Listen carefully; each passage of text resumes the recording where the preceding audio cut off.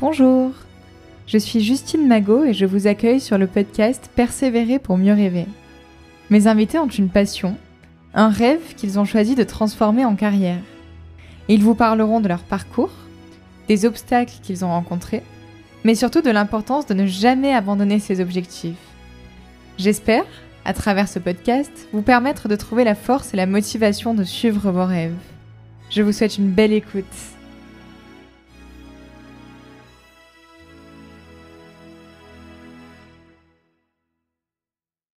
Bonjour Marvast, bienvenue dans le podcast. Bonjour. Je vais te laisser te présenter en quelques mots, toi et tes différentes activités. Très bien.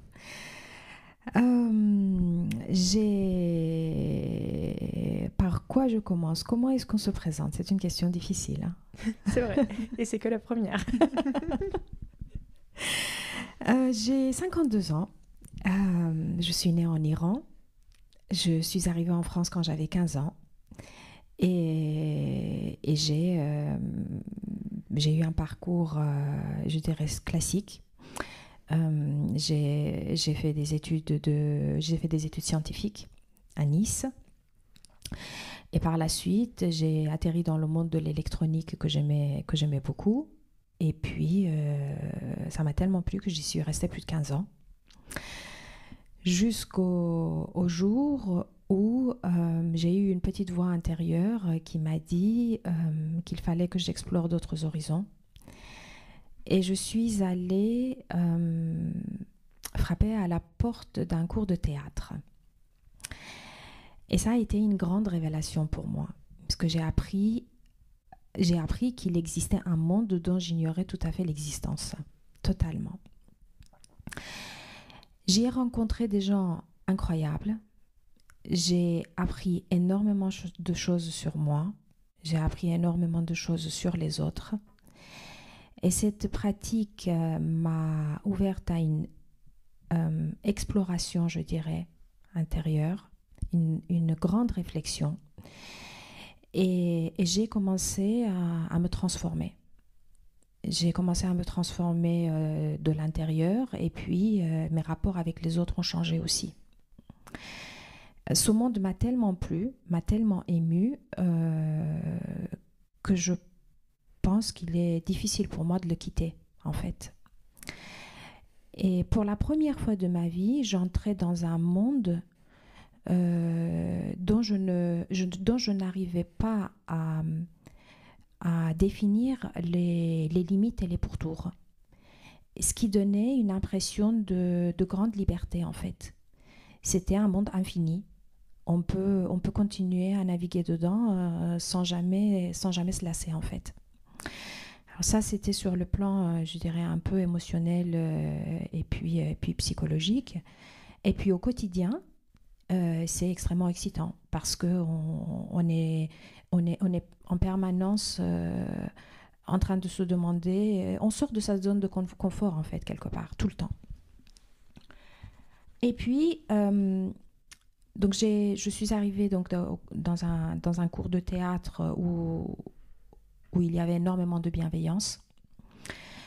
Et puis, très, étonnamment, moi qui pensais qu'à l'âge de 45 ans, on avait fait le tour de sa vie et qu'il n'y avait plus grand chose à faire, j'ai rencontré des gens qui avaient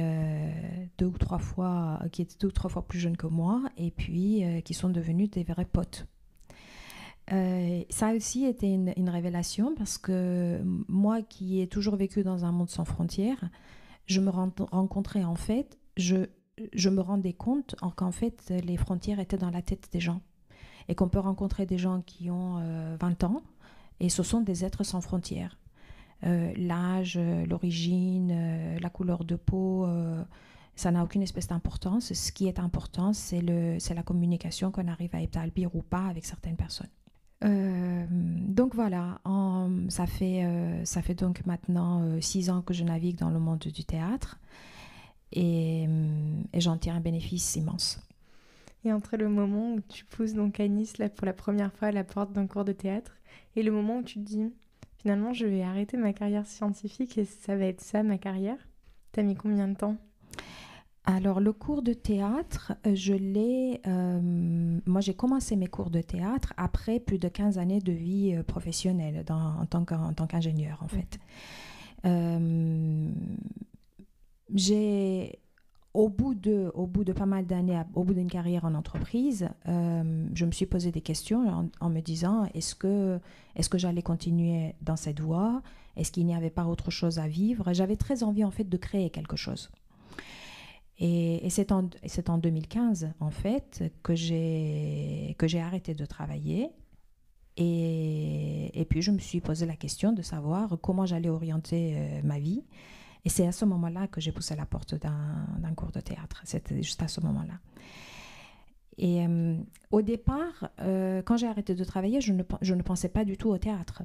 C'est venu petit à petit, en fait, la réflexion après. Mais quand j'ai arrêté de travailler, mon idée, c'était de créer quelque chose. Mais je ne savais pas quoi. Oui, ça aurait très bien pu être quelque chose en ingénierie aussi à ce moment-là. Absolument. Et c'était ça, c'était l'idée de départ, c'était ça. Et puis, petit à petit, un jour, devant mon bol de café le matin, je me suis dit, mais... Et pourquoi pas le théâtre? Voilà. Et pourquoi pas le théâtre? En tout cas, j'avais envie d'essayer. Voilà. L'essai a été concluant parce que quand je suis rentrée, le premier jour, je me rappelle, j'assistais à un cours d'essai. Et puis Sophie, qui nous encadrait ce jour-là, m'a dit d'accord, ok Marva, c'est un cours d'essai, d'accord, mais tu ne restes pas assise sur un banc à nous regarder, tu viens sur le plateau. J'y suis allée et au bout de 2 minutes, j'ai les larmes qui ont coulé. C'est indescriptible en fait comme sensation. Et juste à ce moment-là, à la fin de l'année, elle m'a dit « Je pense, Marvast, que ce jour-là, tu as trouvé ta place. » Ouais. Voilà. Ce que tu décris, c'est ça, c'est le sentiment de se sentir à l'endroit où on devait être. Exactement. J'avais l'impression d'être chez moi. Et en fait, finalement, c'est un beau message aussi que tu fais passer dès le début de l'épisode, c'est qu'on n'a pas besoin d'avoir à la base une fibre vraiment artistique ou d'avoir décidé de faire un métier artistique à 15 ans pour prendre du plaisir à juste faire du théâtre. Non, moi je dirais simplement que quand on arrête d'être dans l'agitation toute la journée, en fait, c'est ça, et qu'on se pose un tout petit peu, on se donne la possibilité de se poser quelque part, quelques minutes, il y a des petites voix qui remontent à la surface, qu'on arrive à entendre. Et ces voix nous aident à avancer dans la vie. Et moi, j'ai juste écouté une petite voix intérieure qui m'a dit et pourquoi pas essayer. C'était vraiment ça. Je suis juste allée pour essayer. Et puis voilà. Est-ce que tu avais un peu des préjugés au départ, peut-être des peurs de te dire est-ce que je vais réussir à m'intégrer, est-ce que j'aurai le niveau de suivre le cours ou est-ce que tu y allais sans te poser de questions? C'est une bonne question. Est-ce que j'avais des préjugés? Ce qui est certain, c'est que je ne me suis jamais dit que j'allais faire du théâtre. Je ne me suis jamais projetée dans une finalité. Voilà. Moi, j'y suis allée vraiment pour le chemin et je me suis dit que je n'avais rien à perdre. Et je pense que c'est ça qui a enlevé mes appréhensions. Quand on n'attend rien, in fine, on n'est pas déçu. Exactement. La démarche devient beaucoup plus facile. Voilà. Je n'ai rien projeté en fait avant de commencer. Est-ce que le théâtre ou d'autres formes d'art avaient vraiment une place quand même dans ton enfance et ton adolescence? Est-ce que tu étais quelqu'un qui allait souvent au théâtre, au musée? Ou est-ce que ça a vraiment été une révélation après 15 ans de carrière, ce secteur artistique-là? Moi, j'aimais énormément danser. Mais j'ai jamais pris de cours de danse. J'adorais la musique, toujours. J'ai toujours aimé la musique, j'ai toujours adoré danser. Et je me rappelle quand j'étais toute petite que voilà, la musique m'animait, vraiment. Même aujourd'hui, ça m'arrive de danser dans les rayons des supermarchés. Et je me rappelle que pour moi, ça représentait une liberté. d'être juste porté par la musique, d'être en accord avec la musique et faire totalement abstraction du regard des autres. Et je pense que ce qui m'a donné envie d'essayer d'aller vers le théâtre, c'était peut-être de pouvoir me connecter à ces sensations d'enfant. Et je pense que le moteur était celui-là. C'est de se rappeler comment c'était avant, comment c'était quand on est libre et quand on est juste sans souci, quelque part. C'est vraiment la définition de la liberté pour moi, ça. Et là, aujourd'hui, tu te sens reconnectée justement à l'enfant que tu étais Aujourd'hui, oui. Aujourd'hui, oui. Quand on est sur scène, pour pouvoir créer, il faut être capable de faire abstraction du regard des spectateurs, du public, de se centrer en fait, de se recentrer sur soi-même. Voilà. Et ça, c'est quelque chose qui est fondamental. Sans ça, on n'y arrive pas. Et quand j'ai poussé la porte justement du cours de théâtre, je me suis dit, si j'arrive à faire ça, si un jour j'arrive à faire ça, je pense que vraiment je vais me connecter à moi-même. Et ça, c'est quelque chose que j'ai retrouvé en faisant du théâtre. Et aujourd'hui, c'est quelque chose que tu arrives à appliquer en dehors de la scène aussi, à être plus toi-même dans ta vie quotidienne? Je me fais aider beaucoup de ma préparation avant de monter sur scène dans des situations quotidiennes en fait, hein, dans la vie quotidienne, dans la vie de tous les jours. Lorsque j'ai un entretien un peu difficile, lorsque je dois affronter une situation un peu compliquée, c'est quelque chose qui m'aide énormément. J'ai vu aussi des transformations chez les autres autour de moi. J'ai vu des gens qui m'ont dit qu'il y avait un avant et un après. Ah oui, voilà, tu en avais eu conscience avant qu'on te mette des mots dessus? Pas du tout, non. Au départ, non. Et le fait de voir les autres se transformer, je me suis dit, si les autres se transforment autant, c'est que très certainement moi aussi. Et c'est petit à petit que la connexion s'est faite. Oui, puis en fait, au final, se sentir libre et être dans une démarche positive, ça impacte forcément positivement les gens autour de toi aussi. Ah, ça c'est clair. Tu leur donnes l'exemple, en fait. C'est exactement ça. C'est incarner la transformation qu'on vit. C'est exactement ça, tout à fait. Et est-ce que toi, il y a quelqu'un qui t'a inspiré ou qui t'a fait te dire que c'était possible et que c'était pas si dangereux que ça, justement, de choisir de vivre du théâtre? Une personne qui a incarné cette réussite et cette liberté et qui t'a enlevé des craintes? Mes jeunes camarades de théâtre ont joué un rôle essentiel dans mon évolution. Quand je suis arrivée, je ne m'attendais pas du tout à être accueillie comme je l'ai été. Et petit à petit, j'ai eu tellement de regards positifs, de soutien, que je me suis dit, à chaque jour je me disais, mais je peux pas m'arrêter, c'est pas possible. Oui, c'était une trop belle expérience pour l'arrêter. Exactement. Et même aujourd'hui, dès qu'on se pose des questions, dès qu'on a des doutes, il suffit d'appeler des gens sur qui vraiment on compte, avec qui on a établi des relations plus que profondes. Et un appel de quelques minutes nous remotive vraiment pour pouvoir avancer. Est-ce que c'était ça l'image que tu avais du secteur artistique avant de te pousser la porte d'un cours de théâtre? Est-ce que tu te disais qu'il y avait ce lien humain ou est-ce que tu avais plutôt l'impression que c'était des castings et de la compétition? J'avais plutôt une image de compétition. Vraiment.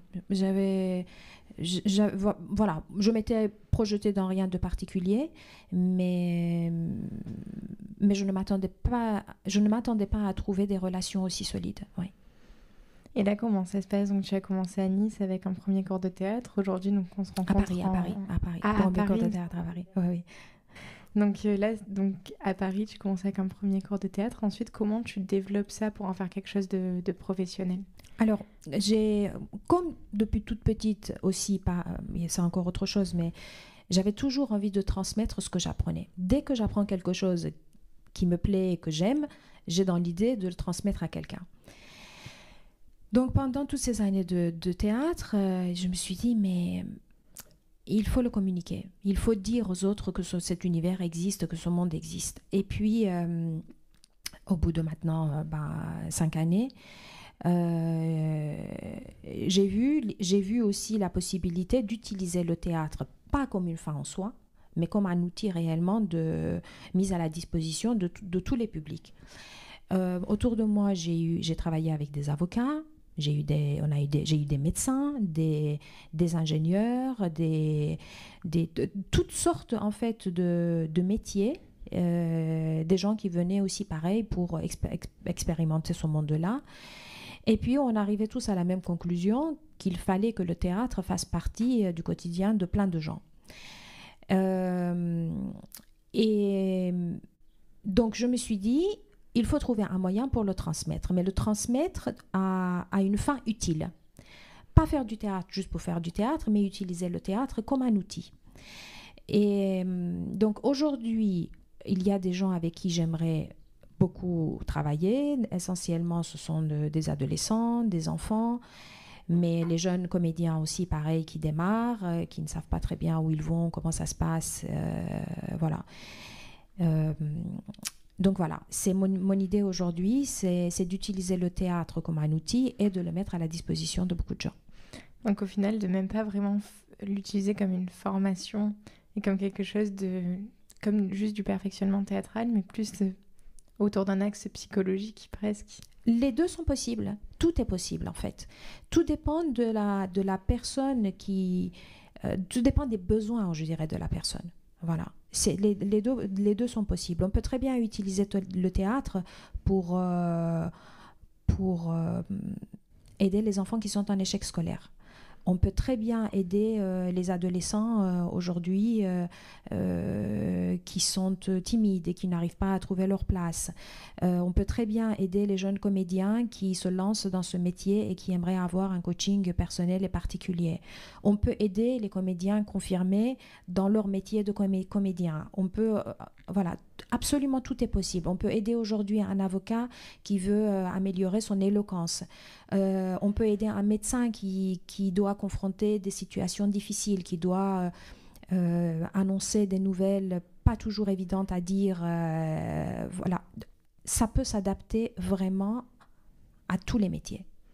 Et l'expérience justement que tu as eue dans le domaine scientifique, est-ce que tu penses qu'aujourd'hui elle t'aide justement à parler à d'autres publics et à des publics de personnes qui justement ont une carrière, donc de médecins, d'avocats, d'ingénieurs, et qui commencent à s'intéresser au théâtre, comme finalement tu l'as fait il y a quelques années aussi? Alors, c'est une question très intéressante. Elle est intéressante parce que je me suis dit, à un moment donné, je me suis dit que j'étais passée à côté de ma vie. Ah ouais. Que j'avais fait que j'avais baigné dans un monde qui n'était peut-être pas le mien pendant ces années. Et puis finalement, je suis arrivée à la conclusion que non. Et c'est aussi devenu un message que je voudrais porter, c'est que il ne faut pas nier ce qu'on a été. Moi, j'aime les sciences et je continuerai à aimer les sciences toute ma vie. C'est pas du tout là la question. La question aujourd'hui, c'est que dans la société, aujourd'hui, on nous demande d'être une chose ou une autre. Et je pense que c'est ça l'erreur, c'est qu'on n'a pas à être une chose ou une autre. On est plusieurs choses en même temps.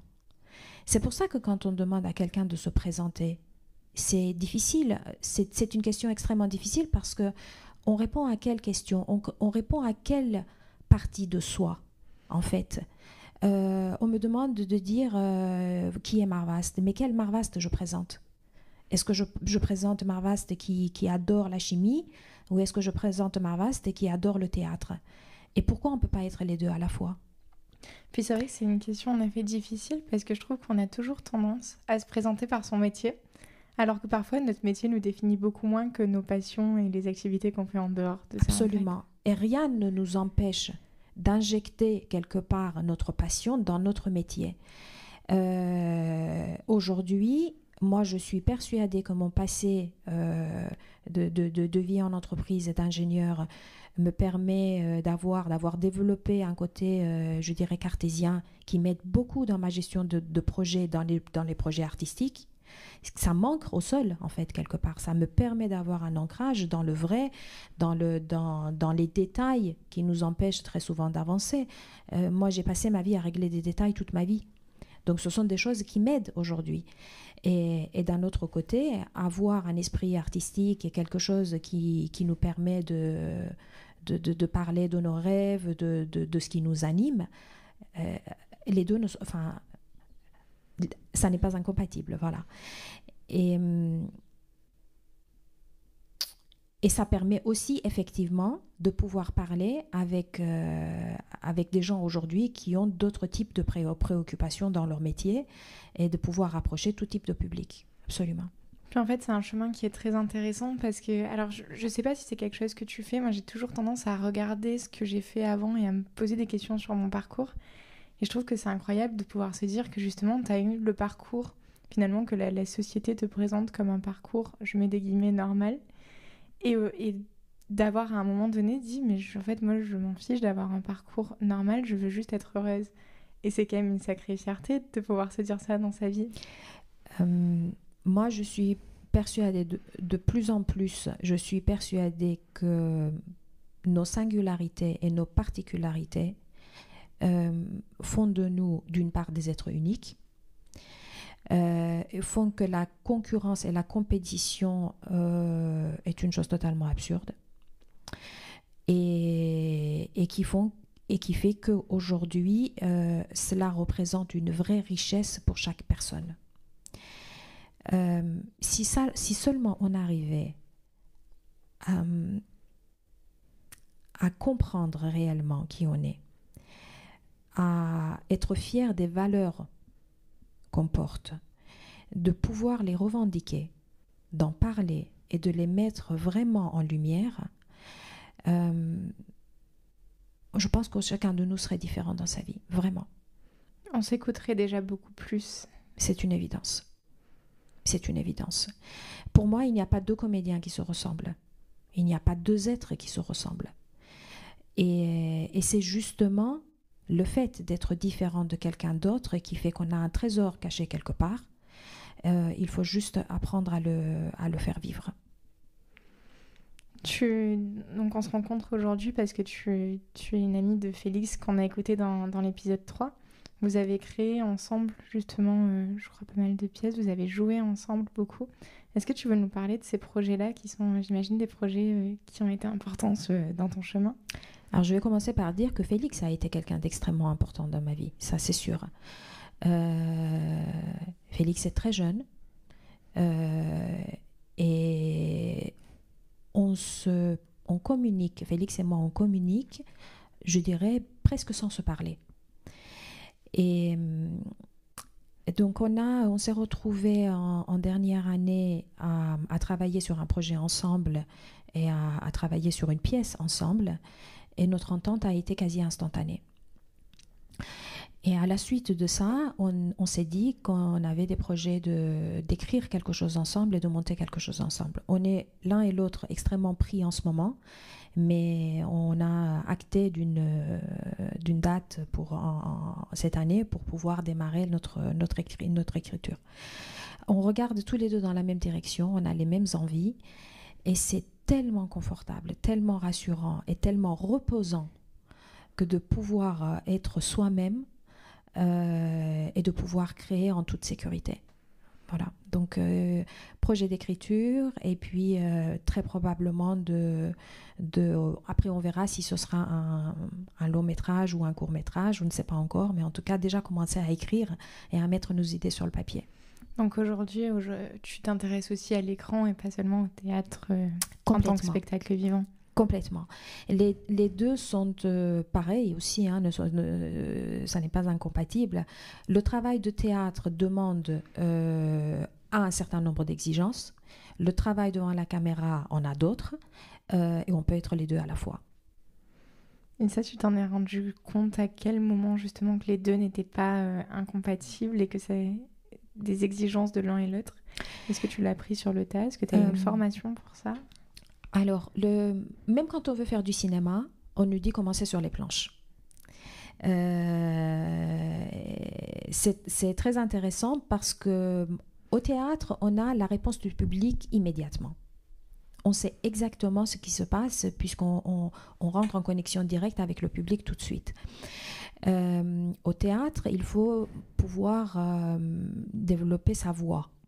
Quand on est sur scène, on ne parle pas pour les gens on ne joue pas en tout cas pour les gens qui sont au premier rang. Il faut pouvoir s'adresser aussi avec autant d'émotion, sans hurler, bien sûr, de manière à être audible à la fin. Jusqu'au bout de la salle, voilà. Et au cinéma, c'est pas du tout la même chose. Au cinéma, on a le micro qui est juste à côté, on a un cadrage qui est bien spécifique, il faut pas sortir du cadre. On n'a pas cette liberté, je dirais, de mouvement qu'on peut avoir sur scène. J'ai été impliquée dans des projets sur scène, donc, et en même temps dans des courts-métrages de travail devant la caméra. Et c'est là, en fait, ça permet de savoir on peut être les deux à la fois, mais il faut juste être conscient de ce que l'un et l'autre travail demandent, en fait. Et aujourd'hui, est-ce que tu prends autant de plaisir justement à écrire pour les projets à venir qu'à être sur scène, ou tu écris pour t'offrir un rôle ? Je ne m'écris pas obligatoirement pour être sur scène, moi. J'écris pour mettre sur papier ce qui se passe et ce qui m'anime. Peu importe si c'est moi qui dois le jouer ou si ça doit être quelqu'un d'autre. Ça n'est pas une motivation première. Maintenant, est-ce que le travail de théâtre ou de cinéma, comment est-ce que je peux dire ça ? Ce que je veux dire, c'est que tout est lié. Quand on fait du théâtre, on apprend beaucoup de choses. Quand on fait du cinéma, on apprend beaucoup de choses. Quand on enseigne, on transmet ce qu'on a appris et ce qu'on a expérimenté soi-même, et qu'en permanence, il y a des liens entre les différentes branches. Il n'y a pas de frontières, il n'y a pas de cloison. Si j'expérimente des choses en tant que comédienne, je vais pouvoir le transmettre.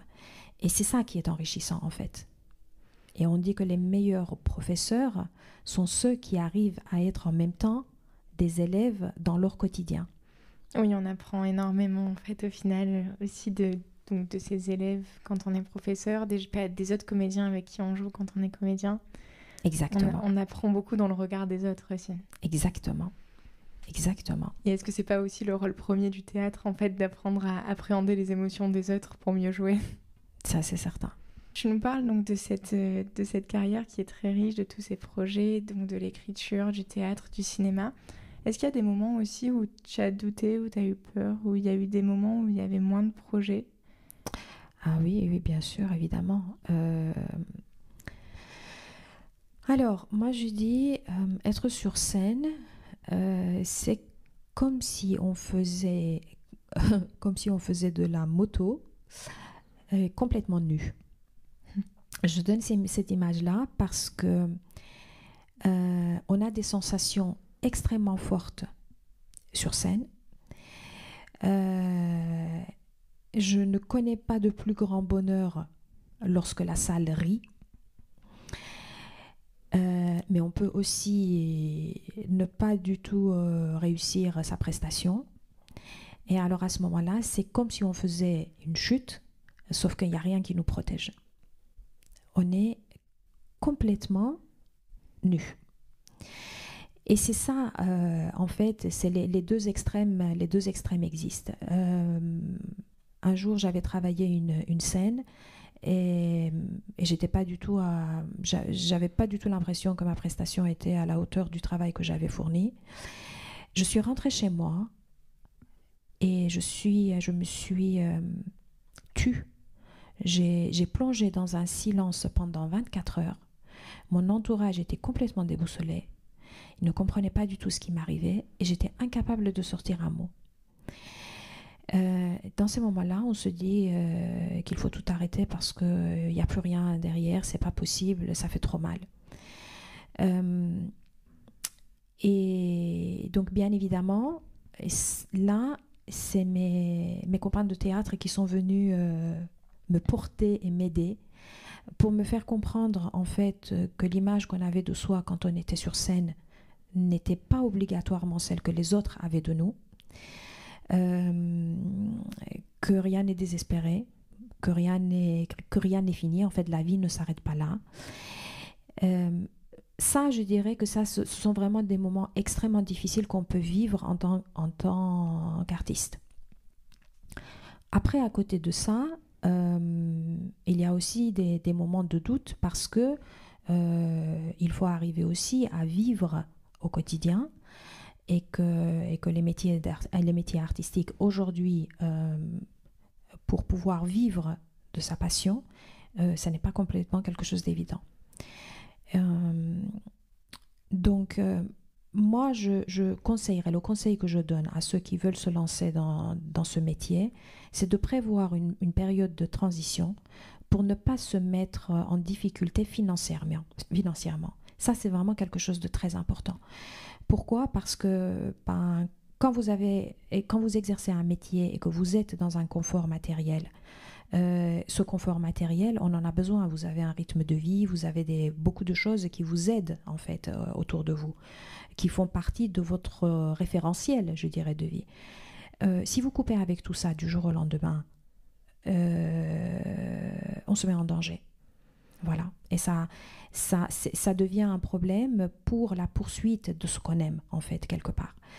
Vraiment, je conseille une période de transition, je dirais, plus ou moins longue, et pourquoi pas concilier les deux en même temps si c'est possible.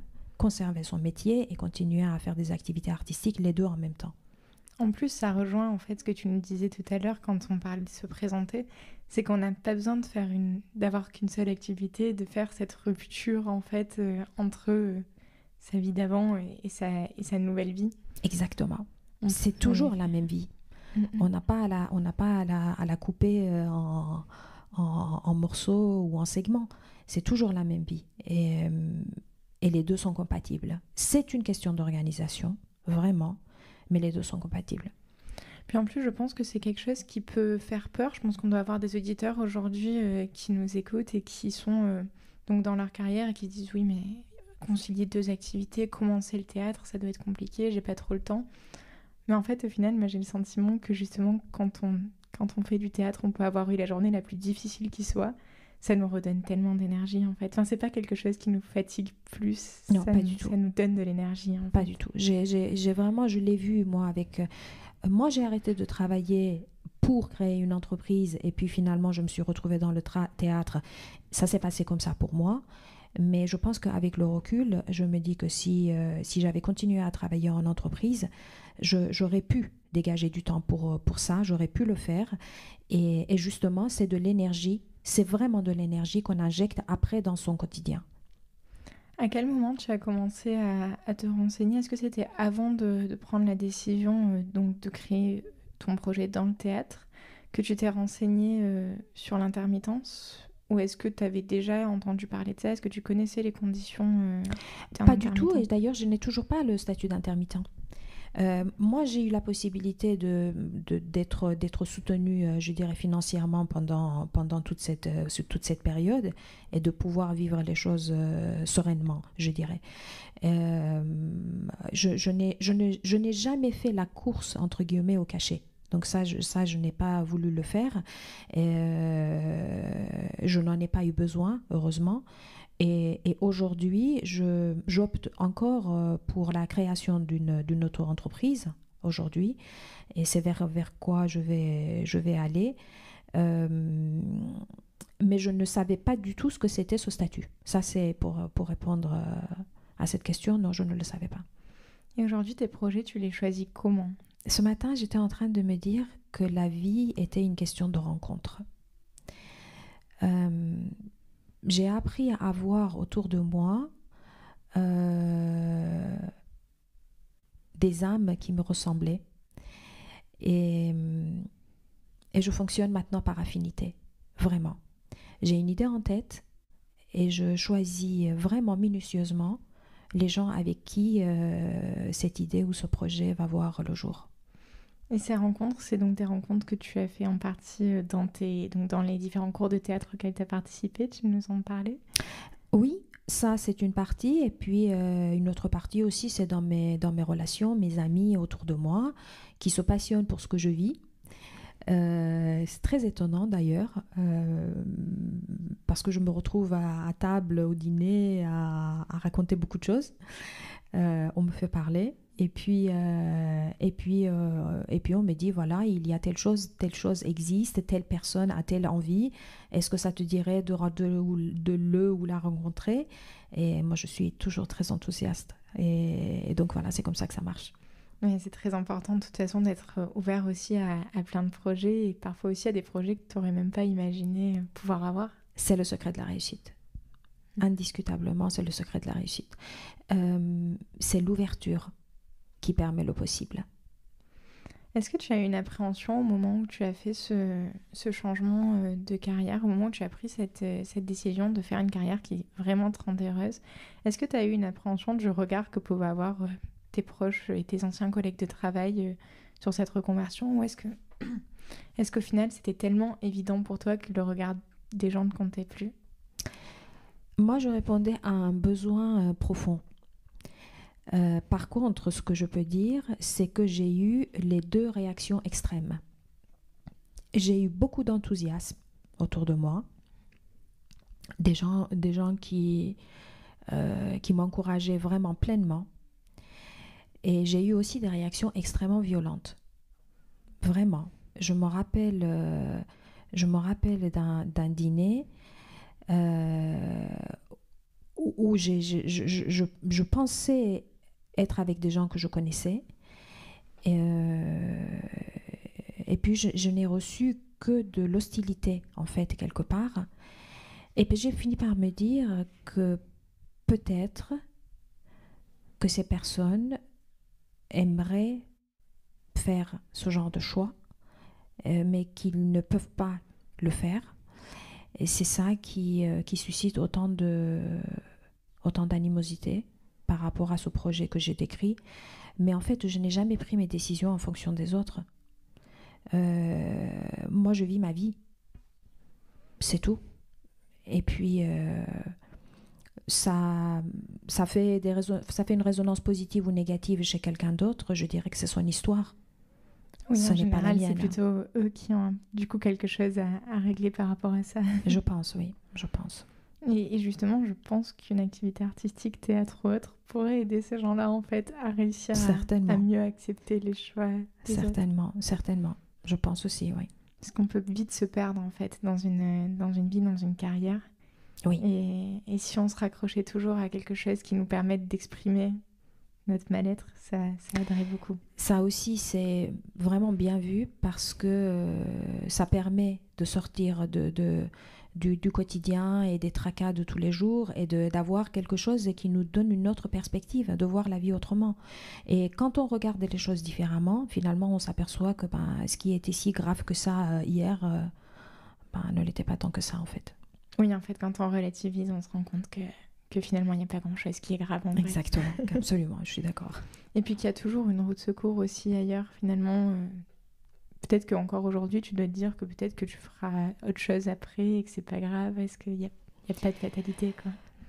Ça, c'est certain. Ce qui est sûr, c'est que je suis sur un chemin. Moi, je n'exclus absolument pas de pouvoir revenir travailler comme consultante dans une entreprise ou utiliser mes compétences que j'ai toujours. Personne ne me les a enlevées. Mais ce qui est sûr, c'est que je le ferai différemment. Ça, c'est une certitude. Et où la vie m'amènera, je ne le sais pas. Mais ce qui est sûr, c'est que je vais avoir énormément du coup de bagages que je n'avais pas avant ce voyage. Est-ce que tu penses que ça t'intéresserait d'intervenir justement dans des entreprises pour transmettre ce bagage-là à des gens J'adorerais. J'adorerais parce que c'est... en fait, dans une entreprise, on passe notre temps à construire des systèmes. Des systèmes, des procédures, beaucoup de choses. On se rassure en construisant tout ce qui doit être construit, pensé, planifié. Je pense qu'il y a une chose fondamentale qu'on oublie, c'est que les gens qui doivent appuyer sur des boutons à un moment donné ou utiliser ce système, ses paramètres et ses plans, eh ben, ce sont des êtres humains. Si on a travaillé sur le système et qu'on n'a jamais travaillé sur l'être humain, ben, y a peu de chances pour que le système serve en fait un jour. C'est bien ça le souci. Si on met au cœur du système l'homme et qu'on construit tout autour de cet homme, qui est finalement le premier utilisateur de ce système, pour moi, on a beaucoup plus de chances de pouvoir construire quelque chose d'utile, en fait. C'est un cercle vertueux. Exactement. Est-ce que tu as le sentiment que c'est quelque chose qui t'avait manqué pendant les 15 années de ta carrière en ingénierie, ou est-ce que tu ne te faisais pas cette réflexion et que tu te l'es faite après? Je ne l'avais pas à ce moment-là. Si je suis partie, obligatoirement, c'est que quelque chose me manquait. Ça, aujourd'hui, c'est un constat. Et c'est bien après que j'ai su mettre des mots dessus. Aujourd'hui, qu'est-ce que tu décrirais comme la plus grande richesse du métier de comédien? On dit, quand on travaille un rôle ou un personnage, le personnage nous travaille. La plus grande richesse de ce métier, c'est pour pouvoir incarner un rôle, il faut apprendre à se connaître. Se connaître soi-même, c'est se réconcilier avec soi-même. Et quand on se réconcilie avec soi-même, on se réconcilie avec les autres. Donc c'est vraiment, ouais, c'est à la fois, c'est quelque chose qui te permet de faire presque une thérapie aussi. Exactement. C'est un mot que je n'aime pas utiliser parce que je ne sais jamais comment c'est pris et quelle interprétation ça peut avoir. Mais ce qui est certain, c'est que c'est une thérapie. Oui. Enfin, en tout cas, moi, je l'ai vécu comme ça. En fait, c'est quelque chose, en tout cas, qui te fait du bien et qui ne coûte rien, enfin, qui ne peut pas te faire de mal. Absolument. Absolument. C'est vraiment ça. Ça fait du bien et ça ne coûte rien. Ça coûte beaucoup moins que ce qu'on pourrait imaginer, en fait, si on se place sur le plan matériel, je dirais.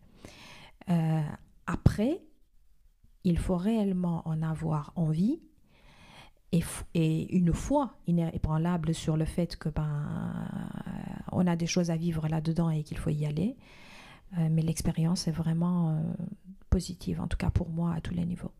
Est-ce qu'il y a quelque chose que tu aurais aimé qu'on te dise 5 minutes avant de rentrer dans un premier cours de théâtre, qu'on t'a pas dit et que tu aimerais dire à quelqu'un qui peut être aujourd'hui dans la même situation que celle dans laquelle tu étais? Je dirais que probablement, peut-être sur le côté ne pas se couper d'un monde qui a fait partie de nous pendant très longtemps. Je parle de mon métier d'ingénieur. Je pense que si tout était à refaire, probablement je garderais encore un pied dans le monde de l'entreprise pour pouvoir mener deux choses en parallèle et non pas couper avec l'une pour être dans l'autre, en fait. En fait, au moment où tu l'as fait, ça te paraissait être un besoin, cette rupture, et c'est Exactement. Au bout d'un moment... Combien Exactement. de temps il t'a fallu pour te dire que tu aurais refait ça différemment? 2 ans après. Oui. Et à ce moment-là, t'as pas eu envie du coup de revenir quand même à ça? Comme je m'étais lancée dans les cours et que les cours demandaient, enfin, c'était des engagements que j'avais pris, je ne voulais pas revenir sur mes engagements pour après me rendre disponible pour autre chose. Et financièrement, du coup, j'en avais pas obligatoirement besoin à ce moment-là non plus. Et en fait, au bout de 2 ans, je me suis rendu compte qu'en dehors des aspects financiers, c'est que quelque part, mon métier d'ingénieur me manquait aussi. En fait, c'est ça qui est extraordinaire, c'est que j'ai compris en fait que sur les missions que j'avais eues auparavant, le théâtre me permettait de continuer à réfléchir sur ces missions et une partie de mon cerveau continuait encore à les faire évoluer. Et c'est ça qui est incroyable, c'est qu'on continuait à travailler sur quelque chose sans s'en rendre compte en fait. Et donc voilà, je n'ai pas fait la démarche de revenir à ce moment-là. J'ai continué à faire ce pourquoi je m'étais engagée. Mais je pense que la rupture ou la coupure n'est pas quelque chose de nécessaire. Encore une fois, on n'est pas obligé d'être une chose ou une autre. On a tout à fait la possibilité d'être les deux. Voilà. Si je devais, voilà. Si à l'époque on m'avait dit continue à faire ton travail et puis en parallèle dégager du temps pour le théâtre, alors est-ce que ça m'aurait parlé à ce moment-là? Je ne sais pas. Mais en tout cas, je l'aurais entendu, je pense. Oui, c'est vrai que comme tu dis, est-ce que ça t'aurait parlé? C'est vrai qu'en plus, à ce moment-là, tu ne pouvais même pas imaginer à quel point le théâtre deviendrait nécessaire dans ta vie. Non, pas du tout. Non, ça a pris une place énorme dans ma vie petit à petit, oui, ça c'est sûr. Et je pense que c'est ce qui est incroyable en fait dans ces métiers-là, c'est que on peut, dans ces métiers-là et dans ces activités, parce que comme tu le disais, on n'a pas besoin d'en faire un métier forcément, pas au début, où on peut totalement le faire en activité. Mais je pense que ce qui est incroyable dans la pratique d'une activité artistique, c'est que tant qu'on ne l'a pas fait, on ne peut pas se rendre compte à quel point c'est énorme, enfin, à quel point cette sensation-là, tu la retrouves pas ailleurs. Ouais. Ça, c'est certain, oui. Moi aussi, je suis tout à fait d'accord. De toute façon, il faut essayer. Quand un enfant vous dit « j'aime pas ça, je veux pas le manger mais qu'est-ce qu'on lui propose? On lui dit « goûte, tu verras bien. Si après, par la suite, tu n'en veux pas, on t'obligera pas. Mais dire que je n'en veux pas si on ne l'a jamais goûté, là, du coup, c'est un a priori. » Oui, puis peut-être essayer, justement, tu nous parlais tout à l'heure des personnes qui ont été négatives pour toi au moment de ton changement de carrière et qui t'ont mis ça. Peut-être essayer de dire aussi à ces gens, laissez faire. Au pire des cas, ça marchera pas. Mais laissez-moi essayer. Oui, c'est exactement ça, oui. Voilà, pourquoi ne pas essayer? Ça, c'est une question... Il n'y a aucune réponse. Il n'y a aucune réponse à ça. Pourquoi ne pas essayer? Qu'est-ce qui nous empêche d'essayer quelque chose? Certainement nos peurs. C'est toujours pareil. Mais là, honnêtement, on n'a pas grand-chose à perdre. Si toi, aujourd'hui, tu devais parler au toi ado, au moment où tu choisis quelles études tu vas faire, est-ce que tu te conseillerais quelque chose? Est-ce que tu te dirais de faire quelque chose différemment? Moi, j'aimais tellement la chimie que la question ne s'est pas posée pour moi. Si je devais parler aux ados aujourd'hui, je leur dirais, on a tous au fond de nous des valeurs qu'on aimerait porter. Et nos motivations viennent de ces valeurs et de notre propre projection dans la vie et dans la société. Comment on se voit dans 3 ans, 4 ans, 5 ans plus tard? Quel rôle on aimerait jouer dans la vie et dans la société? Quelle place on aimerait avoir? Qu'est-ce qu'on aimerait changer plus tard? Je veux être porteur d'un message, lequel? Toutes ces questions-là aident à nous mettre sur une voie. Et ces valeurs, quand on en prend conscience et qu'on sait les défendre, deviennent une source de motivation.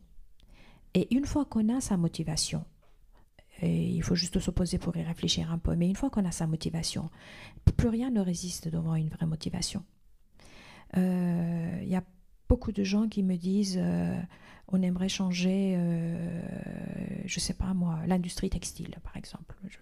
Je parle de ça parce que je l'ai entendu, mais j'ai rien contre tel ou tel secteur d'activité. On aimerait changer des choses dans ce monde-là. Et moi je leur dis ok, d'accord, on peut tout changer dans la vie, on peut changer beaucoup de choses. On a beaucoup plus de chances de pouvoir changer les choses de l'intérieur que de l'extérieur. Donc donnons-nous les moyens de ce changement et gérons ça comme un vrai projet. Quels sont les composants de ce projet? Qu'est-ce qu'il y existe aujourd'hui?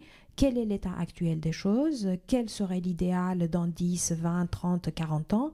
Et quelle peut être ma propre contribution à ce changement? Et une fois qu'on a géré ça, si on gère ça vraiment comme un projet, on trouve sa place dans ce projet. Oui, quel que soit le projet, en effet. Quel que soit le projet, voilà. Et à partir de là, si on sait que la première étape, c'est d'engager des études dans telle ou telle branche, pourquoi pas?